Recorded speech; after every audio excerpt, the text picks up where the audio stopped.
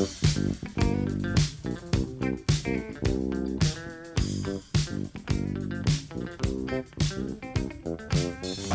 cookies.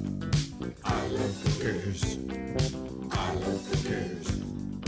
I love cookies. Welcome to Cookies, the world's most influential basketball podcast. Andrew Quo, it is your favorite day of every 4 years.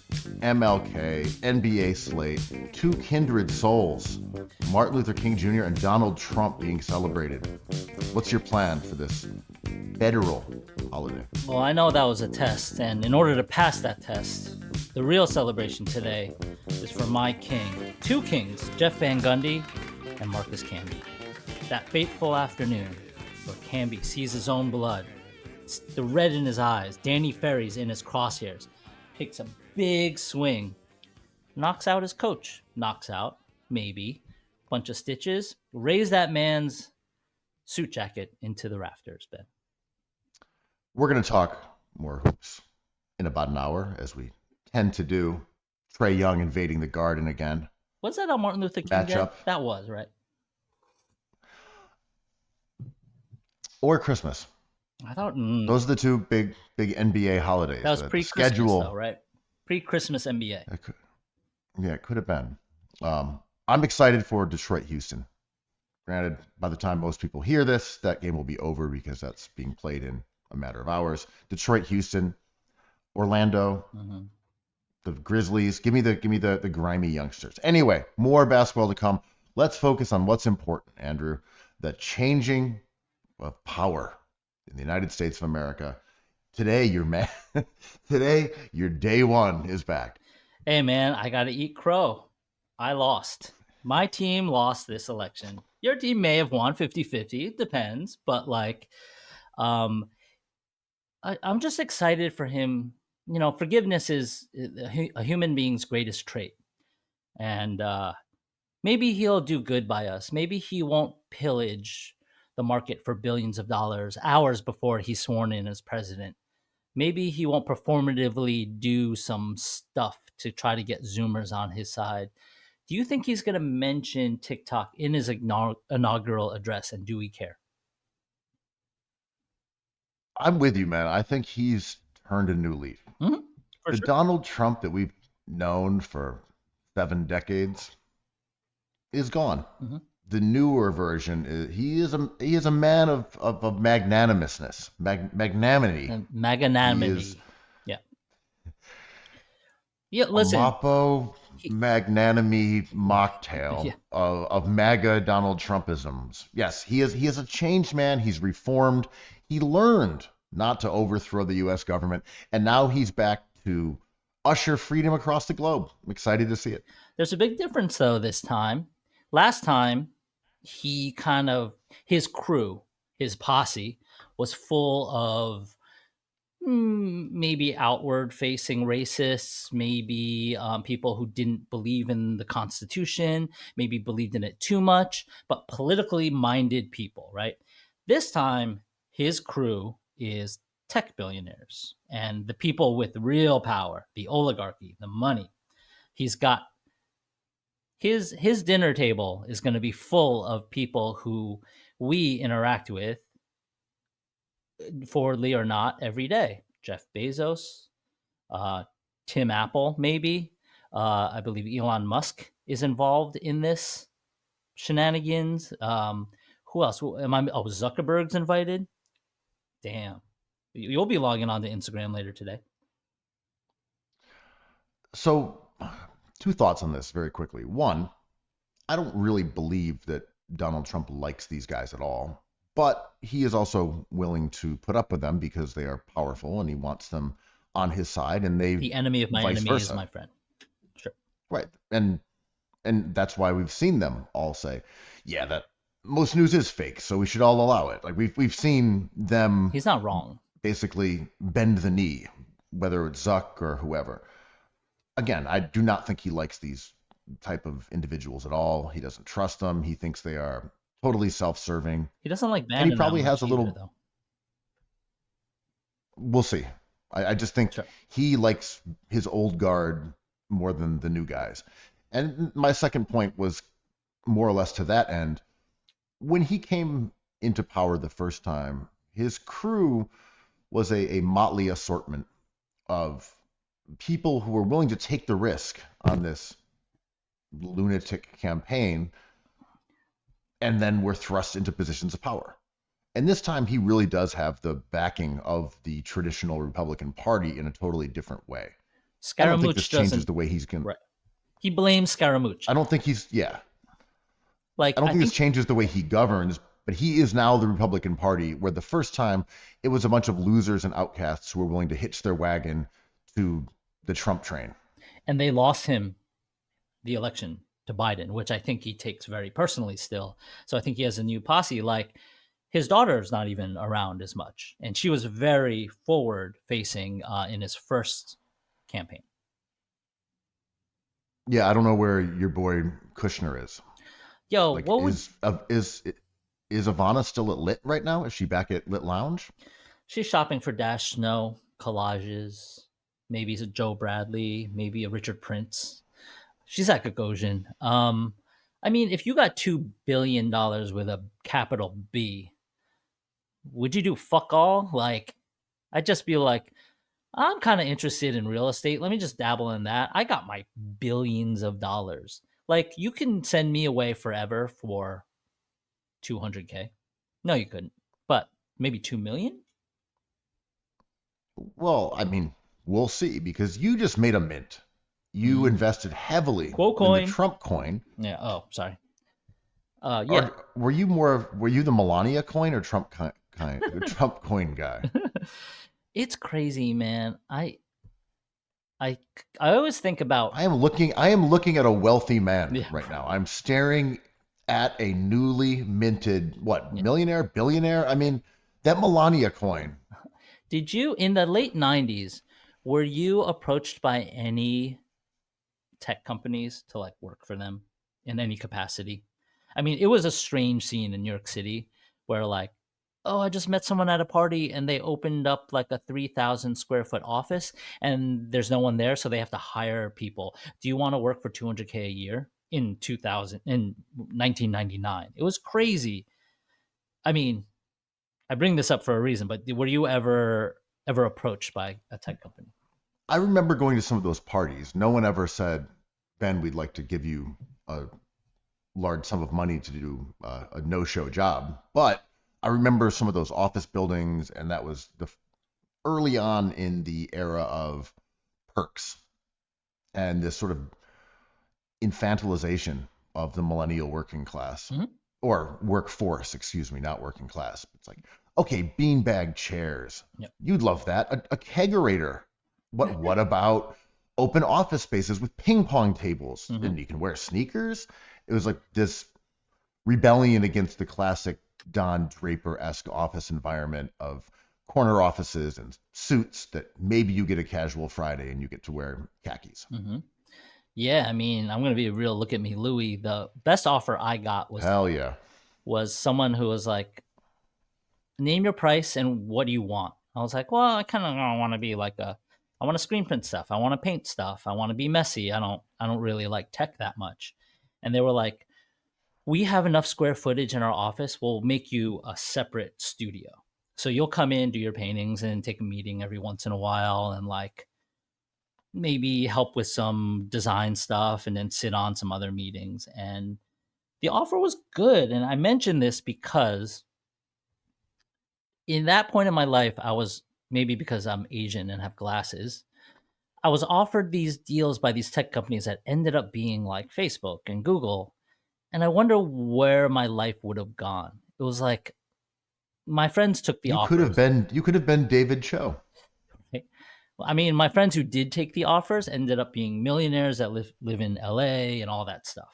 And I'm happy sitting here doing this pod with Ben Dietrich and sipping my PG tips, and I'm happy. But I think about that. It's not really what it sounds like. Well, we'll get to the Sixers conversation later. But sounds like more of a ruining the errors that you made. An airing of grievances. In the past. Yeah. But I bring this all up because sometimes when I hear of these guys, Hawk Tuah, Trump, making billions of dollars in 10 minutes and an hour, and other people being like, ooh, if you hit this just right, you can turn $200,000 into $14 million and then get out, you know? And I'm not educated in this shit. I was like, obviously there's a huge, ginormous risk here, but it also seems gameable. And if I can follow fantasy basketball, I could probably follow this where I wouldn't make 14 billion, but I could probably make 1 million. And I'm like, do I not have that dog? Like how are we not making a cookies coin? Well, that would be illegal. I was going to say, and then like pull the rug on somebody. But how are we not involved in All right. Let's not talk about the plan. the cookies coin? Yet. Let's keep the plan with the rug pulling and Right. such. Let's keep that on the low until Trump the feds are Right. off of us, you know. until Donovan Mitchell comes to the Knicks. It's like he made $24 billion allegedly in one night before he was sworn in, which seems very illegal, but he's established precedents where he will not be charged or investigated for this kind of activity. And other people got very rich off of him. What the fuck? I mean, I know someone who does shitcoin business. Are they Admiral, wealthy? This was, yeah, they have a good amount of money. And I remember one time they said, yeah, I made like $100,000 like over the last 2 days Yep. with some garbage shitcoin. Yep. It's like not worth anything, but you know, we got in early, people bought it. It went from a fraction of a penny to 1 penny, which due to like the vast amounts that they had owned of it was worth a significant amount of money. Sure. Yeah. So the cookie coin, let's get more into that. Yeah. Coming soon. I don't know. What does Haktua offer as her coin? Being like investment riches, right? I will take this coin to the moon. Because it's not Well, right. There's no offer other than if you get in early enough, you can make money before it's worthless. right. It's not like I sent my kids to college after shrewdly getting into the, you know, spit on that thing coin, which gradually, incrementally surpassed the fiat currency of the United States and became the international, you know, monetary figure of note. I follow some dude on Instagram and he's mostly on Twitter, TikTok. And he tragically has like a daughter who has brain cancer. And he was like, I can't afford these bills. I'm screwed. And he was like, someone started a coin for him and it went to the moon. In one night, the coin became worth tens of millions of dollars because people were into his story and everything. He's like, hey, just to be totally transparent, I did not do this. I will be taking this money out. I will not be supporting this coin on this hour, on this day. So you know the risk. Thank you for the money. I will be taking this money out to fund my kids' cancer treatment and start a fund for other kids. This is quite a bit of money. And I'm like, sure, he's being transparent and this is insane. And it's all funny money until someone pulls it out, right? So people are transferring these sums of money that are insane. And as soon as someone pulls it out and creates real dollars out of it, it's almost like a betrayal of the market. So he has to be explicit about it. And at that point, people were kind of annoyed at him. But it's sort of like the NFT thing. It's like, well, I'll give you 2 Ethereum for it. It's like, yo, that's worth a lot of money right now. It's like, but to me, it's still 2 Ethereum until I pull it out and buy like a house in Greenpoint.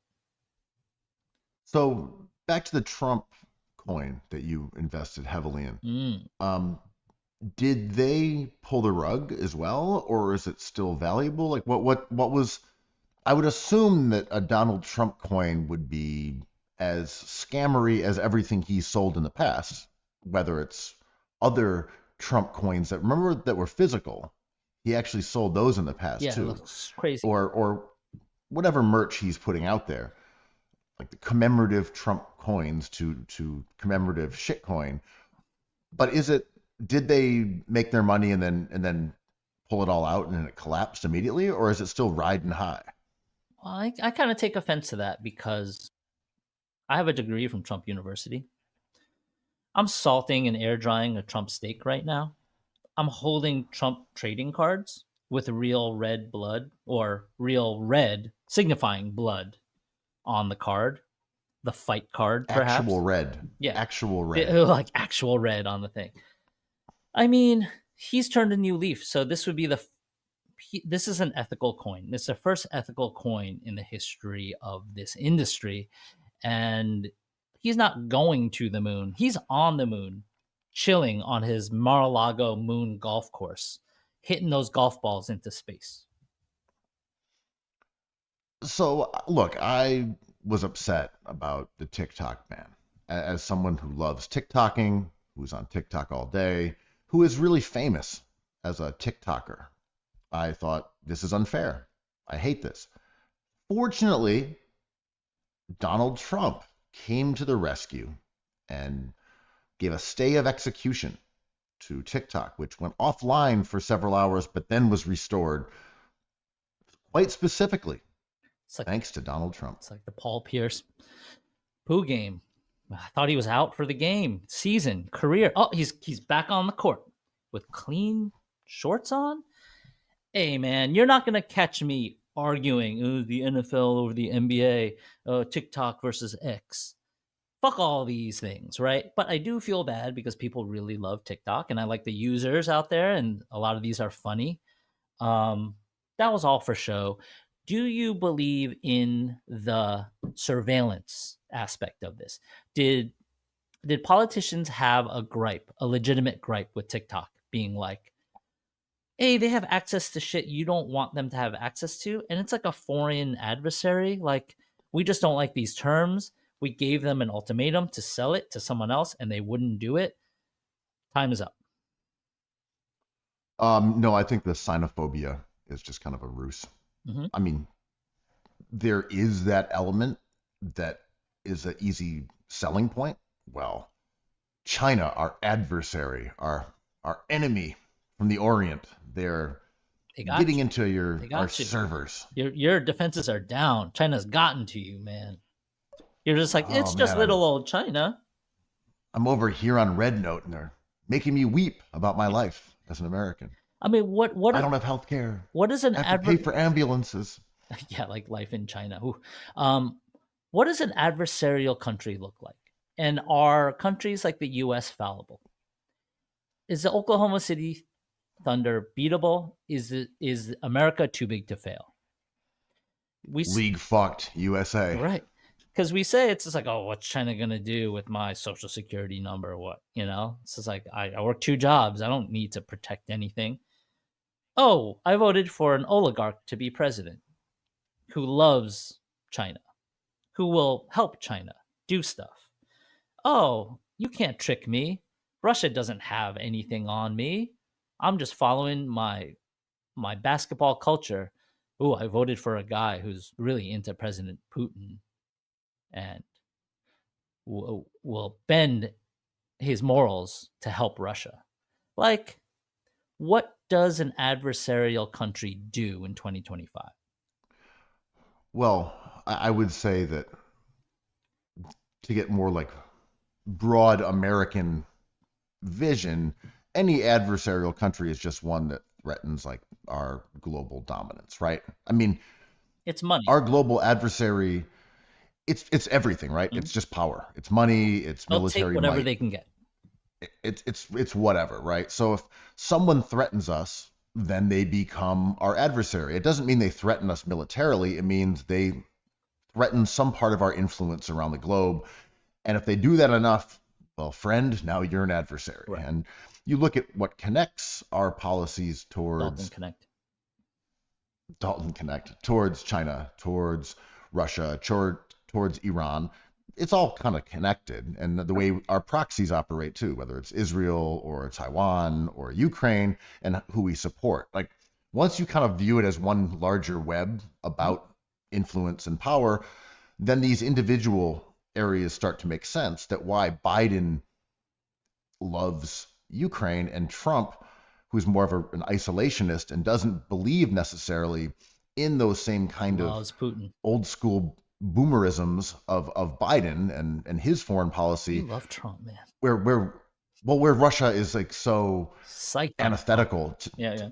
to Biden and that worldview. Like they can't wrap their mind around Donald Trump being friendly with Putin because it does fly in the face of that sort of American imperialistic idea. Do you hate Biden enough to like Trump a little? Well, I would say this. Do I trust anything about Trump? Absolutely not.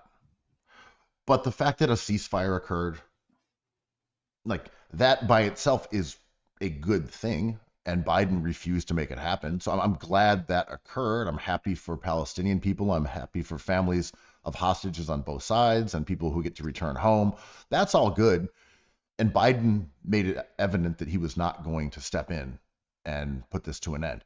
Now, do I trust any of the people involved in this? Like, oh, I'm sure that Trump and Bibi and Blinken, I'm sure they worked something out great. Jared Yeah, Kushner this has is been working on this for a long time. That's what I mean. Like, yeah, this is going to be really fantastic for the Palestinian people, I'm sure. I mean, there's no speculation there. Trump has been out there during the campaign saying, like, I'm with Israel, demolish them. Of course. Yeah, he's not. Of course. But I will say it did end. And again, I am not saying that in 6 weeks that Israel won't resume bombing and Bibi won't try to worm out of the second part of this plan, because why are there multiple parts and not just one unless he plans on bailing? Yeah. Like, okay, all right, I've got this whole plan. It's going to happen over a long period of time and not right now. We're not going to just pull everybody out. No, we're just going to go. I mean, this ceasefire is less than a week old. It's it's like 2 days old. 72 hours. Yeah. I mean, we'll see. And there's really nothing left to fire on. The firing has been done. It's like smoldering ash right now. But like, I kind of want to go back to the idea of surveillance. It's like years ago when Apple was having lawsuits thrown at them about, their microphones picking up ambient conversations and using that data for shopping and all that. Like there was a debate, like, does it matter? Is this kind of just an inevitable future that we're looking at? James Dolan, facial recognition at MSG. What is the end game? What is the optimist end game and pessimist end game for surveillance, right? Is it for law enforcement? Is it for transparency? Is it for do-gooders or evildoers? Like, let's say China has swaths of our information and behavioral studies. They have charts on everything. Like, this is when Americans get angry. This is what ticks Americans off. This is when Americans sleep. This is what kills Americans health-wise. All this stuff, all this data. To weaponize that isn't instant and visible. It's slow, right? It's sort of just like, well, they're dependent on this. They like this. It benefits a country for creating more poverty and unrest in another country. That's easy to do. The more poor people there are, the more weaknesses in their policy, perhaps. And there's more advantages and more money to make as a trade partner. And now the skeptic would say, well, life is still good in America. And the pessimist would say, Donald Trump's president again. Was that random or was that pushed? Because we talk about Russian influence, but we don't really talk about what it looks like. Right. I mean, I think, again, with the TikTok ban, I think as I said, the xenophobia is more of a smokescreen. This whole debate about TikTok where is these small servers beans. are located. Yeah. I'm just saying, I don't really believe that has anything to do with this. It's how it got moved through Congress, but we know who was behind this. I mean, this was AIPAC. This is tech companies. They're the ones who declared there's a TikTok problem, and then we have guys like Zuck and guys like Elon, people who want to get rid of that competition. I just don't buy necessarily that.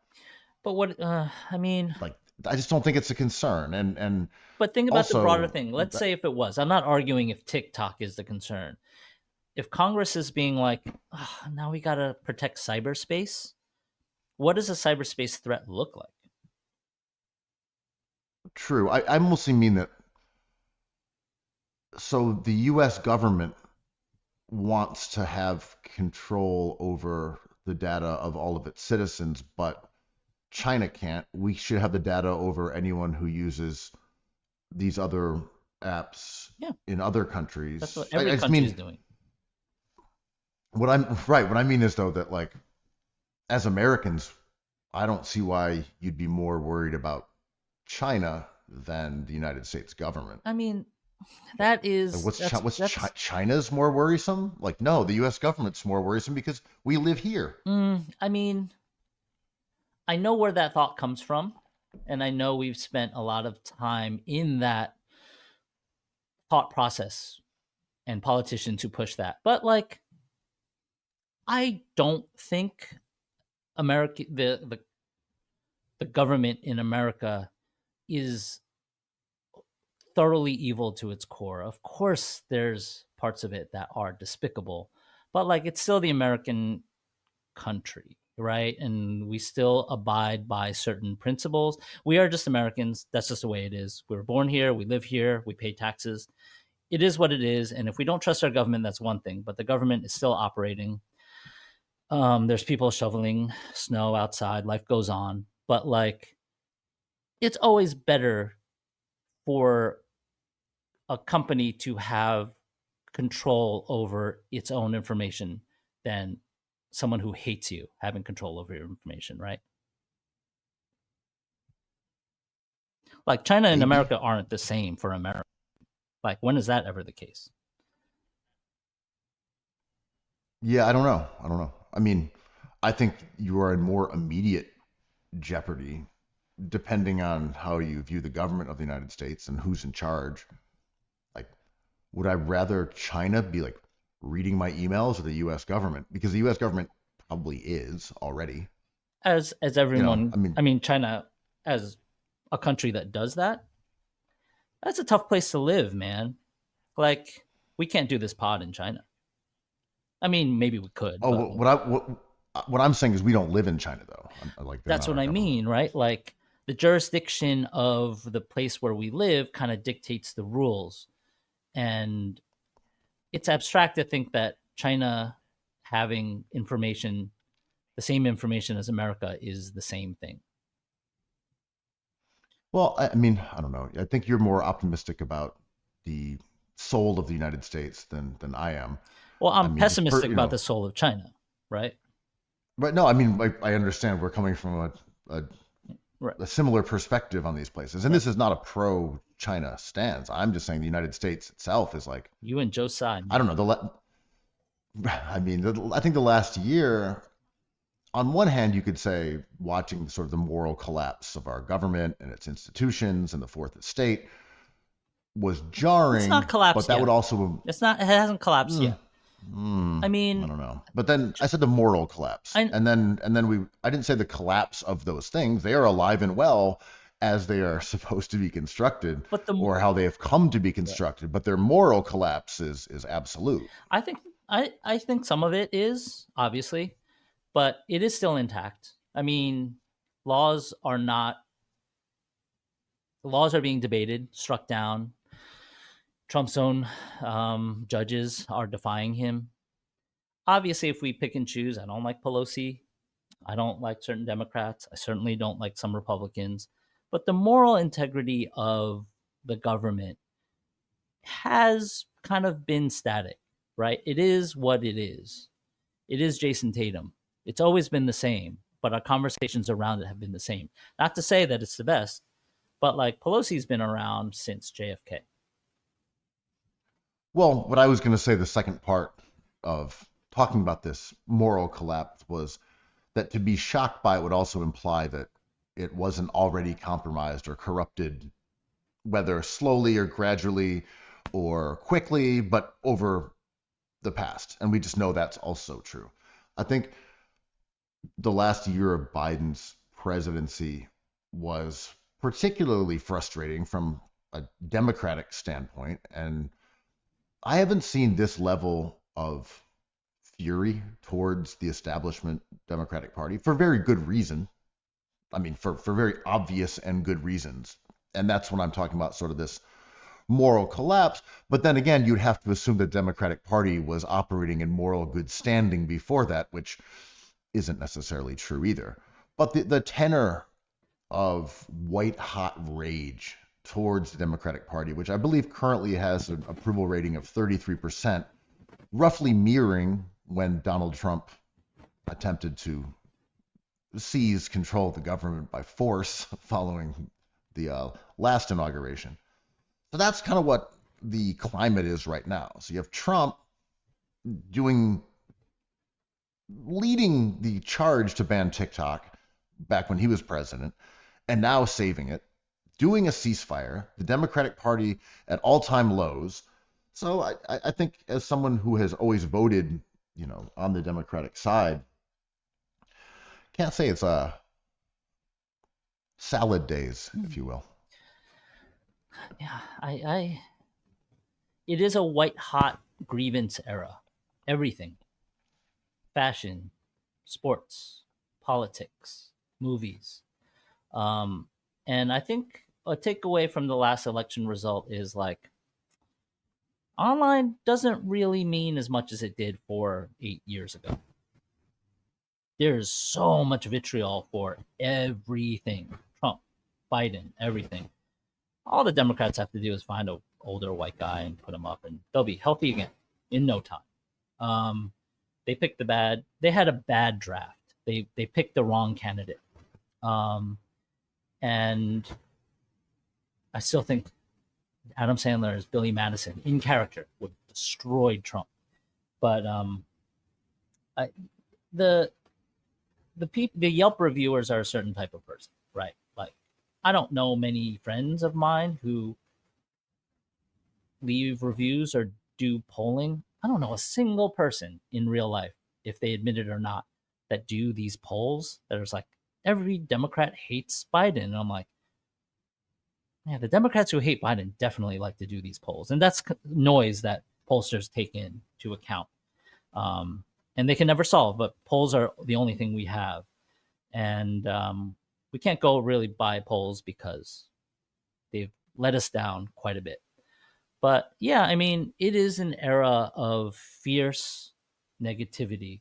And I think Trump trying to garner some support with the user base of TikTok is kind of like naive in a very lovable way, which he kind of is sometimes. It's like, hey, if you like me, I like you. I'm like, he's not wrong. He's being honest. But him thinking he could get 50-50 voters by doing this is funny.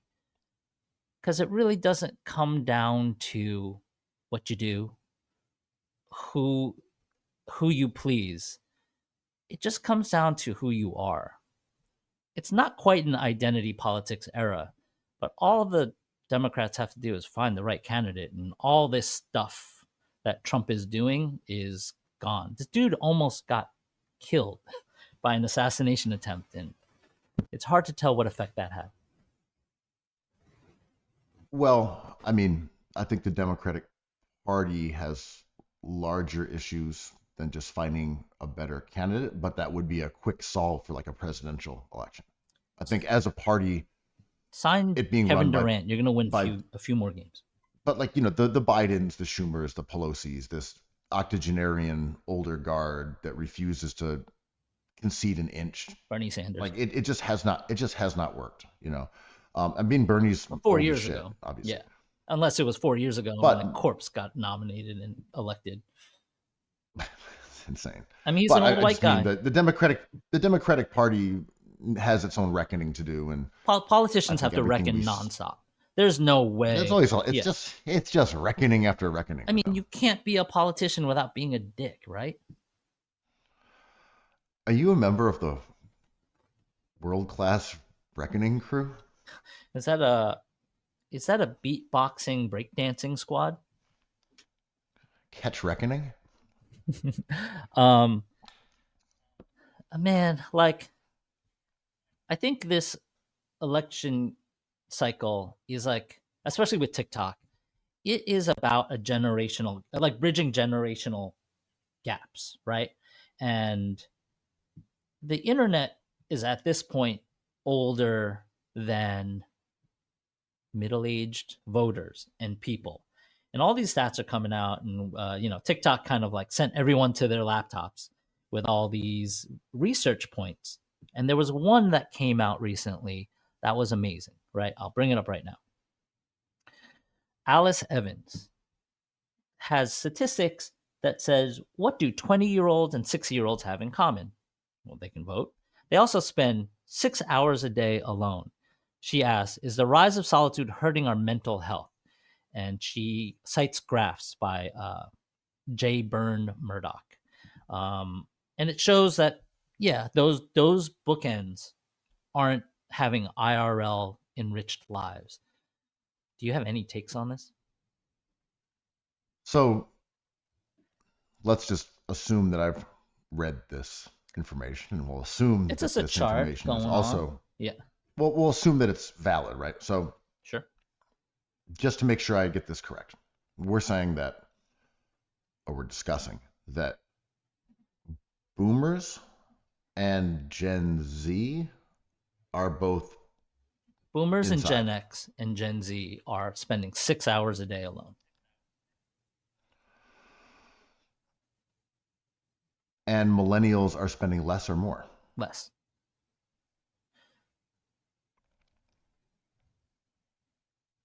See, it looks like a Dead bell. air. As I try to contemplate this. It looks like an inverse bell. Okay, I'm gonna ask one question, and then we can pretend as if this is all factual. Is this just a result of people's stages in life? I think it bucks in the trends that were taken before, but like to our last point, and maybe to your point now, who's answering these questionnaires? People online clicking it, unhappy people maybe. But, there is a general consensus, and this goes into the NBA viewership debate, right? How are we capturing this information? And are people experiencing their lives in roundabout ways, whether that be streaming, online, not online?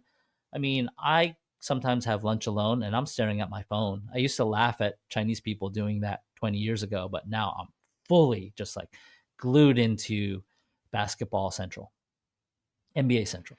Yeah, I think sometimes we can tell how our brains have changed Mm-hmm. when you don't have a newspaper or a book with you, and you're like, oh, I need to charge my phone or whatever, Mm-hmm. and you just are sitting there like with a beer or a burger, whatever you're having, a Mapo mapo tofu. tofu. Martini. You're just sitting there without your device, That red like, grease all over your screen. and you're just staring Mm-hmm. into space. Like, this is what we used to do. We used to just do this. Yo, death to screen shame. Like, read a book. It's like, all right, The Art of the Deal. Here I go. It's like, no, read a book I want you to read. Like, screens are amazing. Of course. Any book. Just read a book. Okay, it's the Anarchist Notebook. Oh! Right. It's Steve Bannon's Cookbook. autobiography. But yeah. All right, choose a different book. Okay, stop reading. Stop reading. Just stare into space. Use your imagination. I'm imagining a Trump presidency that goes on and okay, all right, stop imagining things. Just meditate. Okay, I'm going to meditate. Yeah, what are you watching? An NFL game, you loser incel. It's like, oh, basketball game, king shit. Amazing. Okay. Just use your creativity and imagine things, and I'm imagining crimes. Yeah. I mean, I'm thinking of committing crimes. I've got a shit coin in mind. Oh, stop imagining. Yeah. I mean, I hate to do this because it goes back to like Jordan originalism, but back in the day, people were like, oh, go out a little. It's like, well, I don't like drinking. I don't like doing what you guys do. I don't like frat parties. And there was like a stigma attached to going to frat parties. It's like, oh, what are you going to do? Go out and party? Stay home and read a book. It's like, well, now I'm at home reading a book on my screen. It's like, well, you should go out more. I'm like, everyone's fine. Everyone's doing exactly what they should be doing. I sort of disagree though. Go ahead. I only that. I mean, you go out more than me, so we can do this. Oh no, I was gonna say only that I don't see young people who aren't out, right? Mhm. Because how would I? The young people who statistically are at home on their phones, I'm not going to encounter them. They only exist in this kind of polling data. Mhm. Like I see the ones that are out. I see plenty of young people out. I see young people out all over the place. And it should only So be like, New York City, to be honest. well, I just mean anecdotally, I can't tell. It's not like, we're at time again, and it looks to me as if the Zoomer generation is slightly underrepresented. That's like an old I head don't spot, know. though. But this is what I'm saying though, is that like I can't tell. Mm-hmm. I can only trust these sort of numbers that say young people aren't going out as much. Young people are lonely, they're in solitude. And I would say this is clearly a result of the internet and but not just the internet, of phones, of social media, etc. And I think a lot of them would also say, well, I'm not alone, right? I'm not. I'm TikToking, I'm texting with people, I'm communicating. So in some ways, this is kind of a linguistic or almost a debate about what we consider alone. Mm-hmm. Mm-hmm. Is you being on TikTok and commenting and texting, is that alone? It is, of course, by the standards of our society. Is it alone by the definitions of a Zoomer? I couldn't tell you. Man, I watched that HBO documentary, or maybe it was Netflix, about that.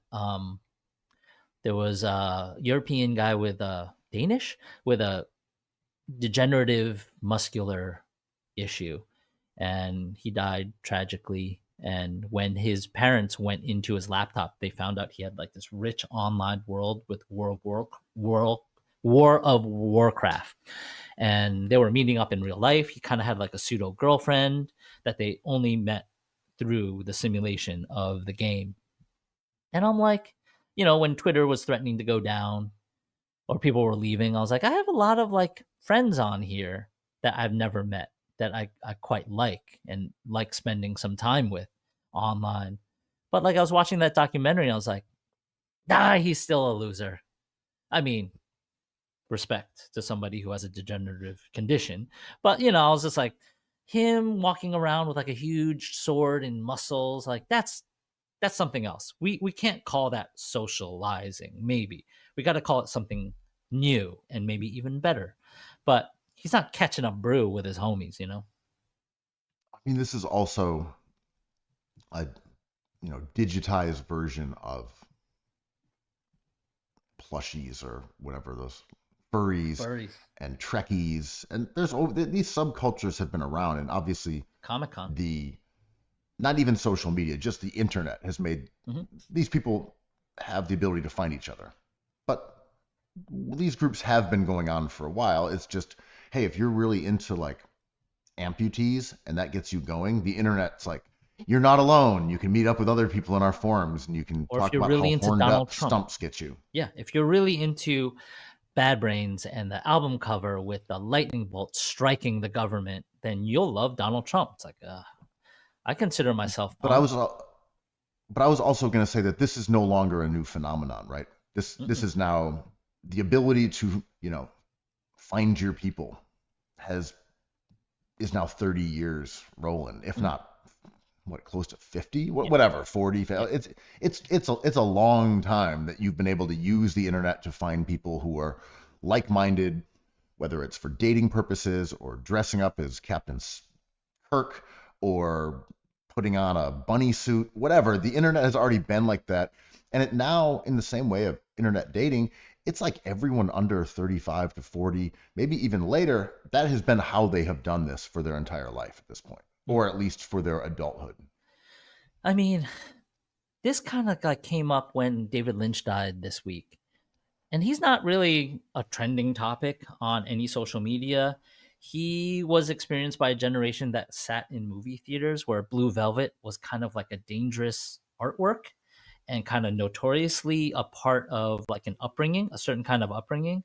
And when he died, there was a lot of eulogies on or memorials on social media in my feed, and I was like, this feels crazy because people are describing experiences they had pre social media with this artist that they loved, and it's like bringing him into a fold that he was never a part of, and um, I thought it was kind of wonderful, and there's there was little of that knee jerk hate because the vocabulary wasn't there for an artist that made the greatest works of his life before the internet existed.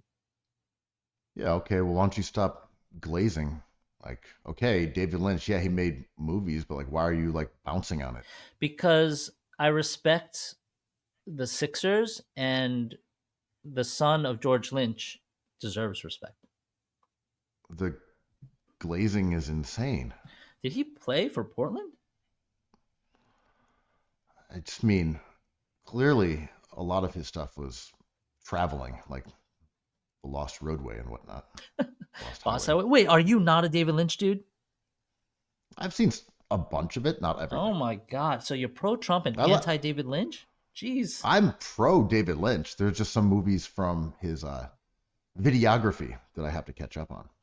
Yeah, I mean, it's hard stuff to get through, especially if you consider the director's cut of Dune, which is a low key masterpiece. So strange. So strange. The production design is amazing. But yeah, I mean, Wild at Heart, if you turn that movie on, it's still shockingly weird and good. I just saw that this year again. That movie's fucking insane. Yeah, I got to catch up on a few. I've seen a bunch of them. Yeah, I mean, he's one of the true creative weirdos, and Yeah. I think that's what people were responding to. And maybe because it happened in a time before everything was processed as it occurred, Mhm. that there's more of a retrospective element to it. And I guess that will happen too. But if you look at someone like Kanye, who has done some weird things, very creative guy, obviously, questionable decisions, some odd positions on certain topics, but we've seen it all unfurl as it occurred. Like, oh, here is Kanye doing this right now. This album is out, and we've all sort of come up with these ideas at the same time. It'll be interesting in, let's say, 20 years when people talk about Kanye. Do these things get mushed together, or do they get extended? Or like Lynch absolutely comes from a time when people experience these movies not only in the theater but on like streaming platforms now, but on VHS back then. It's like too wide of a range to pigeonhole him within. I mean, actually, The Sopranos kind of works in the same way too. Mhm. Like that's kind of has that same role where it's like, well, everyone saw this in too many different ways for us to say it was experienced online. Mhm. Yeah, and well, with Kanye and The Sopranos, I think they set in motion things that we understand still. Leangelo Ball is kind of calling back to Kanye West. Um, every new show on streaming kind of calls back to The Sopranos. There's zero things that call back to David Lynch movies, not only in its aesthetic, but in kind of its intention, production, and presentation. Movies like that are dead. I subscribe to Mubi. Hmm. Do you subscribe to that? I've visited, but go ahead. It has a pretty good amount of odd films. Mhm. Some that are 10 minutes, some that are 3 hours. So, like, I'm not a cinema buff. Like, say, for example, Jordan, Hot Dog Legs. Hmm. He watches everything. Jordan He originalist. sees Yeah. all he sees all the movies. He's a Jordan originalist. But I dabble with a few art house features. Hmm. I think there's still a good amount of weird stuff that's being made, but it just is not on the mainstream level Can you of David name Lynch. names? Can you give an example of anything? Not to put the burden of proof on you, but I just want to know what you're talking about. Oh, there's a documentary. I guess you could call it a documentary. That's on Mubi. That's about Pablo Escobar's hippopotamus, and it's told from the hippopotamus's perspective, like going from Africa to going to South America and being in the canals and being like hunted down. That So doesn't I just mean sound there like there is it. some there's some weird stuff out there. I'm not saying it's Lynchian as an adjective, but I don't know. Cronenberg's still out there doing his thing. I mean, remember, I mean, Cronenberg's a goat, but remember when Lost Highway, maybe up until Mulholland Drive came out, this was side by side with Titanic. Like, should I see Lost Highway or Titanic? Should I see Yes, yes. Spice World or like Lost Highway? I'm fully agreeing with that part. Absolutely. Studios were There calling this is a big nothing. movie. Yes, Full page in the New York Times, Lost Highway. there is obviously such segregation now between Marvel movies, streaming content that you're supposed to look at your phone and ambiently, you know, sort of osmose, and then art house cinema. So Mhm. I'm saying yes, weird stuff is still getting made with small budgets, as it always has been. Mhm. Creative people are making these, but yeah, they're not getting plastered on the front of like, okay, we've got Iron Man 3 alongside the story of Pablo Escobar's Hippo. Do you want to see X-Men, the movie, or do you want to see Mulholland Drive? You know, like that was literally the experience at the Regal Cinemas on 14th Street. It's like, oh, X-Men is sold out. All 5 theaters are sold out. Let's see Mulholland Drive. And you know, some of the discussion about when Lynch died was his desire to make these movies, and all these streaming services turning them down. Like I think Netflix was not into his proposals. He still had many ideas, and he was kind of relegated to make a hippo documentary. He was like, "This is how I fix my pants with hot glue. This is me in my workshop. This is me painting." You know, he was trying to embrace that a little bit, and allegedly, he was kind of not of sound enough mind to enable these projects to go through, because the Twin Peaks sequel was pretty good, but you can feel his powers kind of lessening. He was he was about to retire, and I don't blame Netflix for being like, you know, we're not into this. We don't even think he can show up every day. You know, like respect to the god, but like a 30-year run is amazing. And maybe that is what it is, you know? Like everyone's like, Drake sucks. I'm like, yeah, you cared about him for 2 decades, and now it's his time is done, you know, like, but that was an incredible run. And I think people were invested in David Lynch in a specific way because that form of risk taking just doesn't happen as much anymore. I think there's a thread between a lot of the things we're talking about. And I'm not going to just give it and that's capitalism. But I'm not doing that here. But these ideas of people not going out, less art things, glued to your screens, like shit coins. Like there just seems to be a thread, and I can't necessarily bring it together and say it's because of late stage capitalism, which I think would be like the boring, easy way of looking at it. But there is something there, right? And when we talk about maybe it's totally fine if people are on their phones all day, but then you also consider that those apps that are so popular are being intentionally designed to be captivating, especially to young people, and to take their information to then sell them products. Like there is a malevolence to them as well. It's not just like, here's a fun game. It's like Atari, man, this is addictive. It's so fun.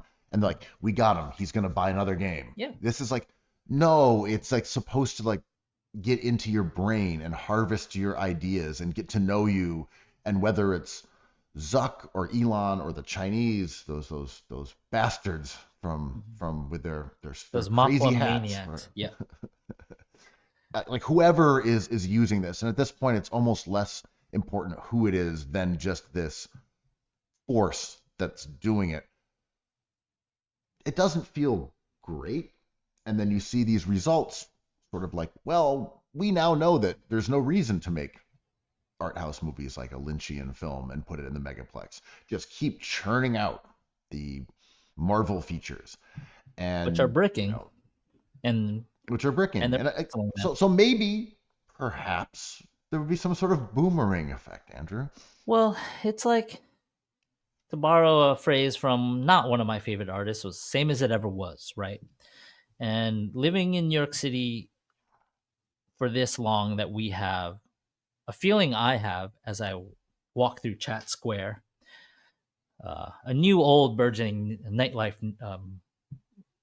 metropolis in itself, is the capitalism you're speaking of is not early, mid, or late. It's just always been constant, because as soon as I touch concrete, I'm like, me just existing here is about real estate. It's about who controls the space where I am having my Mapua um, Magnum, or my wet noodles, or Martini. yeah, or um, like everything I do. Like, the one thing you cannot do in New York City is sit in silence and think about how much it costs every second for you to do that, because it is fucking crazy. Whether it be insurance, rent, utilities, if you have a car, parking space, um, all these ambient costs, and there is no freedom from this. So, like, when David Byrne sings that lyric, I just think of him having a studio on Christie Street, and his bandmates kind of sleeping, famously sleeping in cold lofts. And I'm like, the story of art has always been money. And I don't think the decline of David Lynch features is a bad thing. I think technology has given, uh, if you want to glaze some hippos, take it to movie. I don't know. I don't know. Because I think some of our worldview about life, and when that applies to basketball or New York City, that it is cyclical and that things generally remain the same. They just look sort of different, and people experience this in a similar way on different timelines. And that's when you come into these areas of conflict where someone says, you just missed the real New York. And someone said that 5 years ago, or 10 years ago, or 15 years ago, or 50 years ago, or 100 years You ago. missed And the like, real social media. oh, you weren't here for New Amsterdam? Yeah, it's kind of like bullshit now. But yeah, have fun. Have Yeah. fun. It's cool. But yeah, when this was New Amsterdam, it was definitely really sick. Stuyvesant You was know, my man. like Yeah. Brevoort. Yeah. It was great, you know. Yeah. But so that's always going to happen. But there is like a different momentum, at least I think in some ways, to technology because it's happened so quickly. And I think there's both of these ideas can sort of coexist. What do you mean by But quickly, I though? do, You mean like 30 years? well, I would just say that I don't mean the individual brain of people, but you know, social media is incredibly powerful. Hmm. Online dating is really powerful. The way that we lived probably up until like 1900 was pretty similar to how we lived for like a couple centuries. Like, all right, electricity is here, and then we're like, what the fuck is a TV? Yeah. I just think there's a rapidity to the way that people have changed how they live, Hmm. and I don't know what the ramification is. That we'll Hmm. see. We just don't know yet necessarily. There's a part of my brain that is a Bernie bro, but I do kind of believe it. It's like a trap before the internet was, many people claim that it was accepting mediocrity, being like, oh, I just want a house and a car and a dog and two kids and a wife. And it's like, good. The rich people want you to have that for all this to function. And then the TikTok thing, it kind of goes straight to the TikTok thing, where America's kind of always been a version of an oligarchy. If you have money, you have power. But now it's kind of very visible with Trump's um, regime, new regime, and this whole TikTok thing that he's gotten involved in. It's like the billionaires benefit from us wanting small things. Like, you guys care about TikTok? I'm giving you TikTok. It's like, well, great. But what about quality of life? What about healthcare? What about happiness? It's like, well, I gave you TikTok, and it my cynical part of my brain, the cynical part of my brain would say people who have $1 billion with a B, just like breathtaking amounts of money that are sitting there just instead of us losing hundreds of dollars a second, they're gaining thousands of dollars every second. Benefit from us being like, thank you for TikTok. You've given us what we want. And I'm like, there's a degree of cruelty there that I find more than melancholy, like super sad. And it kind of goes into basketball stuff. When we argue about like, you LeBron fans are morons. It's like, well, you Jordan fans are morons. I'm like, they've tricked us into turning against Jimmy Butler, who just wanted to be around his sick dad and maybe is like an opinionated artist. But all of a sudden, it's just like, how come he won't fall in line? I'm like, we're just like fighting for these narrative scraps while the owners are Adelsons and like at White House dinners. Like, we don't look up enough. We just look down too much. I think that's 100% true. And building a little bit off of what we were talking about right before then, I think part of what I'm trying to get at is that quality of life, where you could say, well, the life of humans has improved immeasurably over this duration. Look at what you have. Look at what you have access to. I'm like, yeah, but is your life better? Debatable, right? Is it better? I don't know. It's anecdotal. Right. And it depends on the person, but I don't think we can look at the systems that we have in place, whether it's healthcare or it's the amount of wealth we as a world or America? It could be America, but America is the world in a lot of these ways. You know, like we are the predominant power. But let's say America, the amount of wealth that is consolidated in the hands of the few, their power when it comes to politics and then policy, it's like those things are different than they were well before our time. But you know, if you go back to the 60s, of course there was huge problems in America, but we've sort of just created different ones. Can you imagine Elon Musk disappearing for 2 months and then coming back as like a quiet, muted version of himself? Remember what happened to Jack Ma? Yeah. That's crazy. That's fucking crazy. Ai Weiwei also now behaves. We don't know what happened. You know, the gunslinging artist who was a protest artist. They took him away for a few months and he came back and now he's like not who he was. Just one shot at him. But it's weird. The thing with, so again, remember we're talking hoops, but my one kernel of optimism that I don't even believe with Donald Trump is that he really does want to be adored, I think. Stone Roses. And there is maybe a world in which he is less awful only because he sees people who were deeply opposed to him liking him and therefore is less reprehensible. I don't think he's going to change. He's a criminal and he's jingoistic and nativist and all these things. But if he is seemingly liked, maybe he won't be as bad, or that'll just embolden him to do even worse stuff. You mean like giving a baby a pacifier? It's like, you're going to be a nightmare, kind of. But if I give you this pacifier, which is like Zuck's handshake or Elon Musk's approval, like, okay, we like you, dude. We like you. 4 years are going to fly. We don't have any enemies. Yeah. We like you. Why don't you just chill, be a normal Republican, lower some taxes, do a little drilling, just chill out. But also, they're going to do like these mass deportations, and then it's going to get insane. That's like, going to be hard. Of course, it's going to be insane. But like, what if it's like, hey, you know what? You beat Biden. Everyone hates Biden now. You're getting some positive feedback for TikTok and for a ceasefire. Could you just be normal? Like, not insane? He's like, I don't know. I'm pretty insane, though. I think the biggest success and failure of the MAGA movement was Donald Trump. I think the success is he got them past the finish line. Incredible.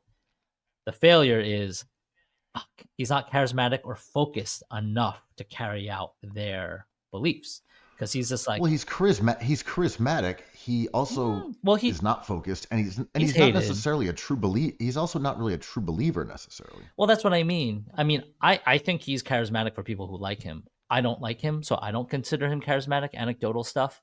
But he hasn't won over the majority of Americans.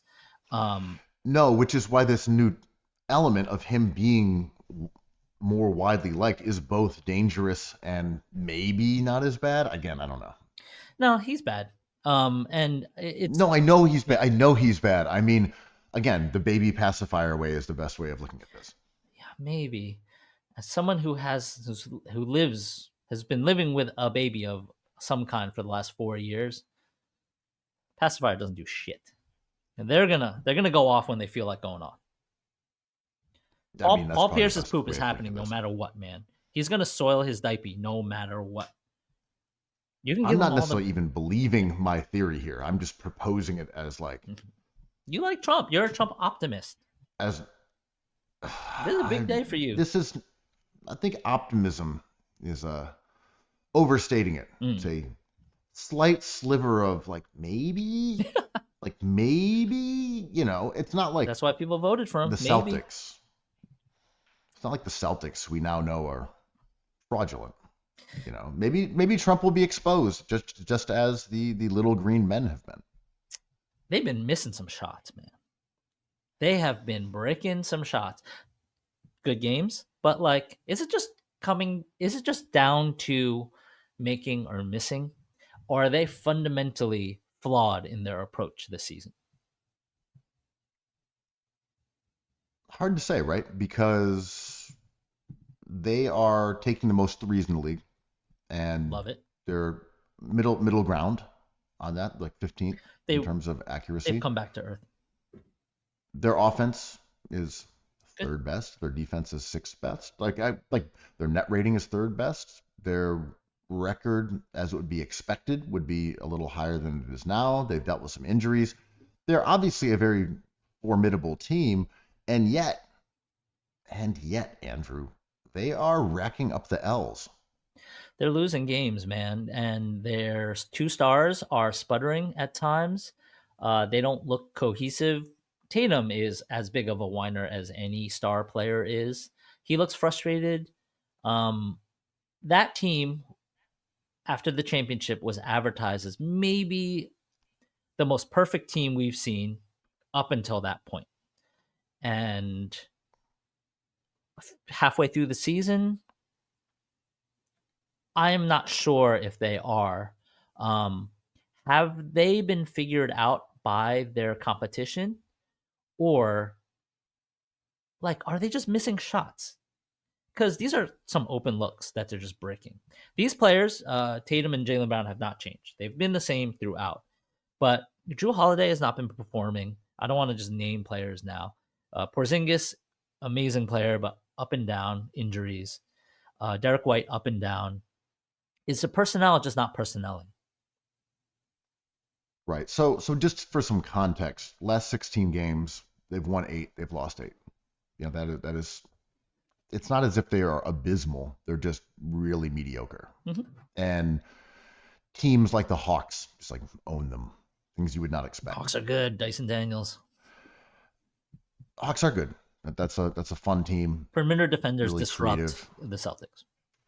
Yeah, creative re-rock of that roster, and they did it the right way. And look, we were bullish on them. You can go back and look at the Cookies Hoops NBA preview. Bullish on the Hawks and their new look. But I mean, the Celtics, I guess I would say the biggest issue for them is that they haven't had the same success with their role players necessarily. I mean, Pritchard's been really good, mm-hmm. but Horford is older than he was. Jrue Holiday is older than he was. Yeah. I mean, those guys are 34 and 38 years old respectively, with Horford being the one that's 38. Mm-hmm. I mean, I think there's just going to be some natural deterioration. They're both sort of league average in terms of their efficiency. Their defense isn't where it once was. I don't know. I think there are some problems. Ultimately, as I said, top 3 net rating. This is not a bad team. If I just close my eyes and get rid of all the jokes and all the biases, they're good to go. They should just try to stay healthy and go into the playoffs. If you can get Cam Johnson, get him. But they're good to go. I like their personnel. This team is familiar with each other, and they just have to start making shots, and styles make fights. If you introduce a player like Dyson Daniels, who didn't exist last year in this form, if you introduce him to a Celtics game and he's kind of blanketing their perimeter looks, yeah, it's a different field. But I think they're not going to add a better player or improve on a better philosophy. I think they just have to execute. Yeah, I don't know. Mhm. I think the age of those players is real, and what made them so difficult Mhm. and formidable to beat last year was that their role players were fantastic, and it allowed them to win despite Jason Tatum not being on that level He had a bad finals. like uber of like highest echelon stars. He did not play well in some of those series.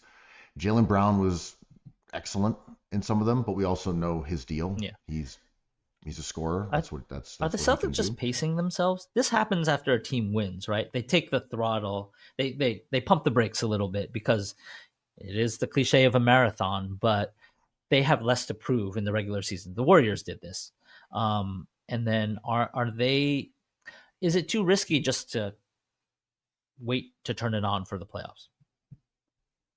I don't think it's too risky. I think there is also truth to that. Like they started the season whipping ass, came out and crushed it, like proved that they were the champs. Okay, we're the guys, and now it's like, all right, we just got to wait to the playoffs again. Mm-hmm. We should try to get healthy. Mm-hmm. Let's not be too concerned. Mm-hmm. I think that's a reasonable way to look at this. Again, everything about them in terms of both sides of the ball, they're good. They still have a good record. They're losing some close games, but I do think there is a bit of concern about those aging role players. Definitely. I think that would be the place that I would look at it and say, well, those guys, Horford and Holiday, they were important to this team winning. And if Porzingis doesn't have his health, which is always questionable with him, that team isn't quite what we think of. Mhm. If Holiday and Horford are 2 of your best 6 players and they're on the decline, and then you're just going to rely more and more on Tatum and Brown, that's not the same team that we saw last year. Yeah. I agree. I mean, until we see Holiday dip back into the fountain of youth, and like their depreciation allegedly happens, it coincides with other players like Dyson Daniels, for example, stepping into larger roles and becoming new characters that they have to defeat. And the Knicks, same thing. The East is full of adjustments, and the league also. So obviously, the Celtics were the standard. They're the alleged champions of the NBA.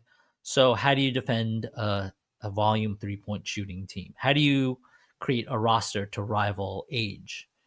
And it doesn't take much. You can just subtract one player and add another player, and your team matches up differently. I still think the Celtics had an easy path last year. So I love the narrative of a champion being the standard, but they were not the best team in the NBA playoffs last year, in my opinion, because other teams were coasting. I thought the Nuggets were coasting until they sputtered in the playoffs.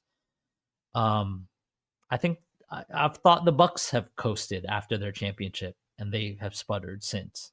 They were like, now we're ready for the playoffs. Like, oh, our guy just got hurt. He's not coming back, and that's curtains.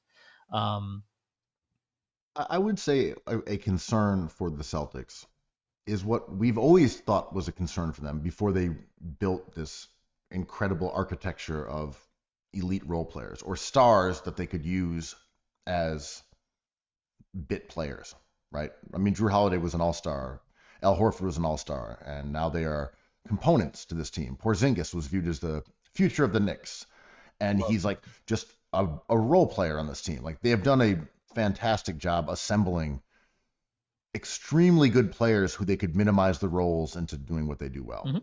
The problem I would say is that if those guys aren't as good as in the past, Tatum and Brown have not showed the ability to become like hyper efficient volume scoring guys. They just aren't. They are the same players year in, year out. Tatum has become a better passer. He's spending more time at the four, so his rebounds are up. He's a good rebounder too. But like the efficiency is still just not over 60% for him. Not to nerd out here.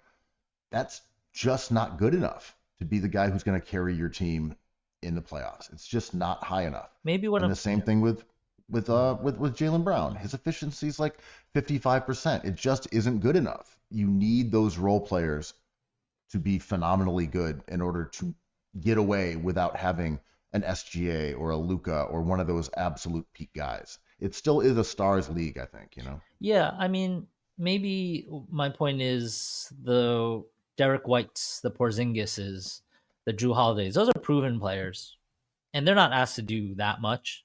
They'll come around. Like, I still think Derek White is like a really awesome player. He's like had a really odd regular season. Sometimes I think he's better than Jaylen Brown. So I think he's going to be okay. He's not new to the league at all. If one of these fourth year player wilts in the playoffs, yeah, totally. Derek White, Porzingis, they're okay as long as they're healthy, and that health is the story of every team. Yeah, I am certainly not ruling them out. I just think they're on fraud watch. Frog watch? Are we taking this back to Trump? Frog watch. Frog watch. Frog watch. I mean, Celtics. We got any French? Deeply boring. We got any? Yeah. Deeply boring. I think. team. Well, one thing is like Jason Tatum being elevated as a face of the league has been validated by them winning a title, right? Like he's the best player on the best team. He's a superstar. Yeah, but he had a terrible final. And now right. But so he's not the most charismatic of stars. Seems like a nice guy. Oh, yes, for sure. He seems like a chill, nice kid, you know. Jimmy Butler seems like very erratic and like very fun or very not fun. Tatum seems like your homie who's just like goes with you to every spot, says goodnight, doesn't really get you kicked out.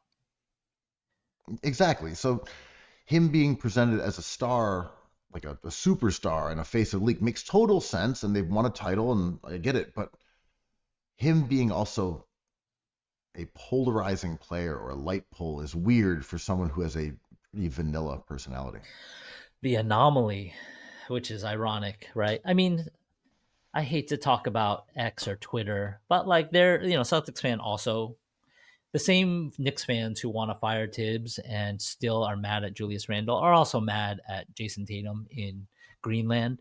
But I think the disruption this year is the rise of Wembanyama and maybe Karl-Anthony Towns surpassing Tatum in the individual discussions of standalone players. Did you say beware the little green land? Beware. Hey, it's a Trump regime, so watch out for Massachusetts. But the Tatum thing is deeply kind of boring now. It was funny when everyone's like, is he the best player in the NBA? He's certainly top 3. And we were like, he's not even top 10. Now he's top 10. I think he's added a passing game. He's rebounding more. He's 7, 8, 9. He's a wonderful player. Is he inspiring? Is he new? None of these things. And I don't want to think about him. I don't want to talk about him. He's just good in a way. Anthony Davis has been good for so long. But to have his brand, those new shoes are great. His Nikes are so good. Can I wear Those are Jordan brand sneakers, yeah. And they are gas. Yeah, I have to acknowledge they're gas. Some of the colorways are fire. Maybe you get the pink ones, so you don't have to be full Little Green Land. I like the patchwork ones with like a little bit of everything. They're really, I know they're based off of Kobe's, but like they're especially Mm, nice. They're I will yeah. say, when they introduced the Tatum one, and it had a little bit different look, and it was mostly that area on like the heel Mm, with like the angle mm, part going up, and I was like, okay, these are a little different. mm, I think it's awesome mm. that they went and created an odd looking shoe. We've been talking about this before the show too, like with James Harden, just make Love some weird shoes. love those I'm into the Tatums, I'm into the Hardens, like they're weird shoes. Let's go. They're better than the Bookers. The Bookers are boring, right? Like wearable, probably would end up wearing the Bookers over the Hardens and Tatums. But yeah, to your point, these beautiful shoes. And I'm no Nick Nurse here. I don't like glaze for shoes. But like those I can never wear the Hardens, but I enjoy the whole campaign. I enjoy the look of them. The Tatums, they're kind of wearable. Do they come in all? Well, I would wear those all those weird ones to hoop in, right? Yeah. Oh, I that's mean, different. That's different. that's totally different. That's what I'm saying. Yeah. Like, sure, I'll put on anything to play ball in, Oh, whatever. the It's Hardens. it's different from like Yeah. putting on your cargo shorts and your Anthony Mason jersey, Hmm. and like, can you wear the Tatums with that? Maybe not. No. No, yeah. Um, there is a political aspect to it. I've never seen a Tatum in New York City on the streets or in the subway. Have you seen them in YMCA's and private runs? Mm-mm. But maybe with this one, because it is more stunning Yeah. than the first one. I would say, other than like standard Nikes, the other two you see in pickup ball, absolutely Ant. Those are common. A lot of people wear the Ant. Interesting. Ant one, Ant 2. I Hmm. guess it's still whatever, which one. And younger kids with the Puma Lamellos. Yeah. Oh, damn. Okay. Yeah. I Lamelo. haven't seen anyone wearing the Kyrie. Yeah. That Those doesn't mean done. that they aren't around, but I haven't seen the ones from his own brand. Hmm. And maybe they're being more marketed in Asia because that's where his sales were incredibly high while he was with Nike. But yeah, the Ant and Lamelo have been the two sort of breakthroughs, I would say, as far as signatures for you know non-Nike athletes. Yeah. Yeah. I mean, great shit. It's. Is there a Harden turn of the worm? He's hit some milestones and some ideas have kind of gathered steam. He's like never missed a playoff series in his career. He's never missed a playoff entry in his career. He's performing at a top 10 all NBA first team level. Is there an appreciation for him now that he's outside of Boston Writers' ire? Like he's no longer a threat to them in Brooklyn, and he's no longer like an MVP guy that he was in Houston. But like he's still so excellent that I think I hear fans talking about him in a way I've never heard before, which is just like appreciation. Like, yo, this guy is really great. Joy of basketball, maybe top 10 player of all time, right? I mean, James Harden, the man who helped us coin ethical basketball. Yeah, yep. When he was in Houston. And that was sort of a testament to how widely disliked and criticized he was as someone who was gaming the system, someone who was cheating, who was Al immoral. Bader. The moral collapse of America predated by the moral collapse of basketball, Hanging thanks out to with the beard. rappers. Yeah. No mama Oh, mentality. a honey bun for a little baby. Yeah. How dare you? Almost loses an eye in a playoff game and doesn't shoot well. He must not have that dog. I mean, I gotta say, he was also sort of the forerunner to crazy looks in the tunnel as well. Wow, Tunnel God? He, uh, he really was. Yeah, I mean, incredible. we can go back and find his outfits. I'm just thinking like early on, who was going aggressively fashionable? Oubre, Because Alfred remember, Camino, Westbrook. but a lot of those guys, Russ absolutely was in that mix, Mhm. no doubt. But I'm saying a lot of those guys, were they after Harden though?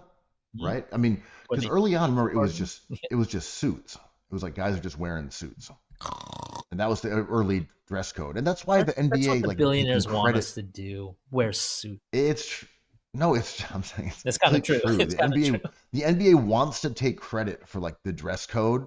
I'm like, no, the players get credit. You gave them a stupid dress code, and they basically just like, okay, we're just gonna ditch it. Mhm. We're gonna just dress how we want, and then the league is like, look at their cool outfits. Russell Westbrook's wearing a cowboy vest and no shirt, just as we intended. Like, no, you told people to wear suits, man. Yeah, he's wearing. And he's like, they're dressing like more insane than the dress code, like prior to the dress code. And like, that's us. Yeah, The shrewd fashion wisdom of David Stern being reflected in the Missy Elliott garbage bags that James Harden is wearing right now. listen, the team owners, the billionaires of the NBA want us to think, oh, they're losing money. These contracts are too big. These employees have to fall in line. Nope, that's all smokescreen. These employees are most valuable when they're looking crazy. I mean, like your boy on the Hornets, is it Terrence LaMelo Mann? Ball, Not Terrence Mann. Not Terrence Mann. Trey Man, Trey Man. he's awesome. Like, He's awesome. how cool is this? He's dressing like it's 2003. I'm like, so is that allowed under the dress code? He's cosplaying as Allen Iverson, who was the reason they made the dress code in the first place, Hey, in the words of Mace. fans gave corporate culture a shot, and we hated it. We don't want that. We like LaMelo Ball. If the proof is in the voting, right? Like, okay, so is Tatum leading the league in corporate votes? Like, nope. LaMelo Ball is very popular. I just like the league seeing Trey Man dressed as Allen Iverson. Ah, perfectly, just as we intended. The dress code at work. He's Iverson, wearing oversized NYC jeans or whatever those were called. He's got well, Iverson, a Carl Knies on to go with his Timbs and like an oversized Eagles jersey, which we banned from the sideline. shout out to Bobby Jackson. Yeah, like Iverson. Wait, Bobby Jackson of Kanai? Remember Bobby? No, I literally thought you were talking about a guy named Bobby Jackson. I was who worked talking for about Kanai. the Sacramento Kings guard baller who Okay, all right, that also makes sense. who was notoriously adept at creating these Mitchell and Ness fits, and they use him. Also, as, I was thinking of Bobby Jones. Shout out Bobby Jones. oh, is he a nightlife lord? Kind of early Kanai guy. Oh, Mm. from the brand Carl Kanai. But Iverson is such an interesting cultural thing because he's still around the league, and now he kind of capes for the league, right? Like Spreewell, all these kind of controversial players of the dead ball era kind of come back as characters to represent the NBA for the owners. And like Iverson is like, is it a late era capitalist thing? Is it nice to still get a paycheck? Is it nice to be involved in the thing you love? Because Iverson is like, to Zoomer, probably like a feel good character in the NBA. You know, I want to talk a little bit more about James Harden. Yep. But I will say, with guys like Allen Iverson, I think it's more that what do you do after ball, right? Mhm. What do you do? Mhm.